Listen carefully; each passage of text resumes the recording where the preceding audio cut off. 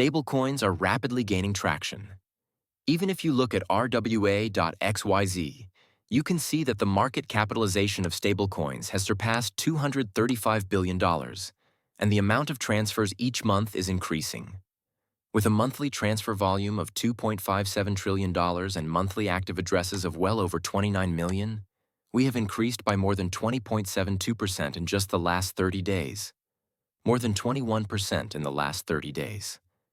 Currently, stable coins are becoming into a significant component of the global financial system. And I believe that everyone is now aware of this because the administration and members of Congress have been telling us that stable coins are here to stay and will strengthen the US dollar. This is a pretty optimistic statement since it indicates and even predicts that cryptocurrency will play a significant role in the US financial system. It won't just be any crypto ventures, though. Shiba Inus, for instance, are not likely to embrace it in the US. But certain businesses within the industry will eventually become significant players in the financial system.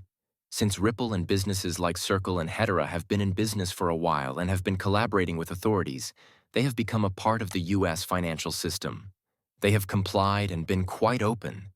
And even now, as we examine Ripple and the events surrounding even XRP, we mostly focus on RLUSD, the primary USD stablecoin, correct?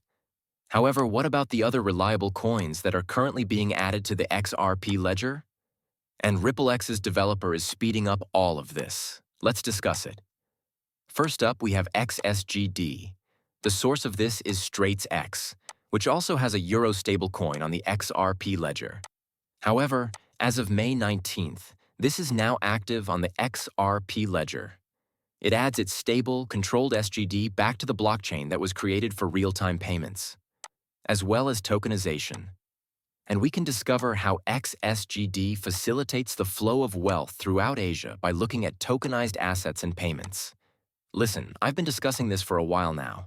The reality that there will ultimately be a large number of stablecoins on the XRP ledger is something I have been discussing. You do realize that it will be more than simply RLUSD? The XRP ledger will eventually house the whole foreign exchange market. Furthermore, the new USD-backed stablecoin from Brazza Groups is an intriguing one as we know, they are also introducing the Brazilian real stablecoin, but this one is USD-based. RLUSD and Brazza Groups are the two USD-backed stablecoins that are currently listed on the XRP ledger. With USDB's debut on the XRP ledger, people and organizations will have a simple and safe means of transferring money internationally. Brazza is building a scalable bridge between crypto and traditional finance in Latin America by include both USDB and BBRL on the XRP ledger. Once more, as this includes both USDB and BBRL, there are now 3 stable coins, technically 4. Since StraitsX also has a Euro stable coin, there are 4 stable coins, not to mention the 5th. Just based on these 3 pages, we currently have 5 stable coins. Next, we incorporate an additional Euro stablecoin. We currently have 6 stablecoins. The financials of Schumann.io are shown below. The XRP ledger's first Euro stablecoin that complies with MiCA is EuroP. An important step toward the adoption of compliant stablecoins in Europe that will allow tokenized RWAs, payments, and potentially on-chain finance. Another significant stablecoin launch is this one. It is now 6 o'clock. All right. Additionally, our CEO for the EuroP integration with XRP Ledger is from Schumann Financial. EuroP on the XRP Ledger, which has Euro native liquidity and compliance at its heart, combines the robustness of a global blockchain. This will provide a crucial infrastructure for the upcoming wave of financial innovation that is taking place on-chain in Europe and financial markets denominated in euros. After that, Société Générale released another Euro stablecoin. Isn't this their counterfeit one? Has declared that the stablecoin would debut on the XRP ledger in 2025. Back in November, this was announced. I have yet to receive any updates on this. Additionally, we are aware that this is also being launched on Stellar. However, the XRP ledger is becoming considerably more useful as a result of all these stablecoin deployments. And not to mention, the main focus is on cross-border payments. This will have a significant effect on both XRP and the XRP ledger. However, how does this result in the adoption and use of XRP and the XRP ledger in the United States? Again, the way this operates is that we will discuss USD-backed stablecoins here in a moment if the US is willing to support them, which they are. That implies that ROUSD, the underlying networks on which these stablecoins are launched, is correct. Let's use this as an illustration. The ledgers of XRP and Ethereum will both be heavily tapped.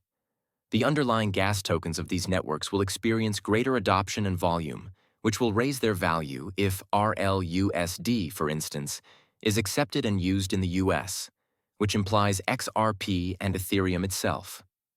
Let's genuinely discuss it now, since many influential people have been talking about stable coin legislation in addition to clarity. In fact, the Digital Asset Market Clarity Act was proposed by the House on the 29th. The golden era of digital assets needs to be clarified, according to Representative Brian Steele. Furthermore, we have stable coin and market structure laws that will open the golden age of digital assets, according to a video released by Brian Steele on the 27th. Take a look. Here, we will be making rapid progress on a stable coin. I believe that my bill, the Stable Act, and the House version work nicely together with the Senate's Genius Act. As we strive to also deliver on the market structure legislation that is so crucial, I believe we will eventually be able to obtain one cohesive piece of legislation. I believe that once both are completed, the United States will truly enter the golden era of digital assets. Furthermore, we are aware that the Genius Act is progressing, aren't we? The day when something is formally enacted is drawing near. We also look to J.D. Vance when we consider all of this, because J.D. Vance only recently began discussing the actions of this administration, particularly with regard to stable coins. This is a significant one. We in this administration do not believe that stable currencies pose a danger to the US dollar's integrity. On the contrary, they are actually seen as a force multiplier of our economic might. This is a significant remark because it not only demonstrates that the United States is prepared to integrate stablecoins into the financial system, but it also indicates that hundreds of millions of people will soon be using them. You should be ecstatic about that because guess what? This implies that the underlying networks on which these stablecoins are introduced will soon experience widespread adoption. Stablecoins will be well known.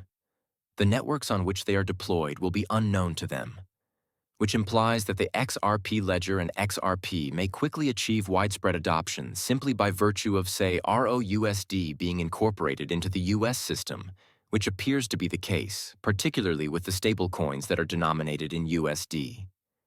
But take a look at this. On the contrary, we in this administration do not believe that stable currencies pose a danger to the US dollar's integrity. They are actually seen as a force multiplier of our economic might. The American economy and the US dollar will only benefit from dollar-pegged stable coinage, especially after Genius is implemented. This administrator. And now, on top of this, not only does it make a big statement, but we also have this. Check it out. Regardless of which party is in power, cryptocurrency is a hedge against poor policymaking from Washington. It serves as a buffer against the rapidly rising inflation that has reduced Americans' savings rate over the past 4 years. Additionally, as you are all well aware, it serves as a safeguard against a private sector that is becoming more and more inclined to discriminate against customers based on their political views and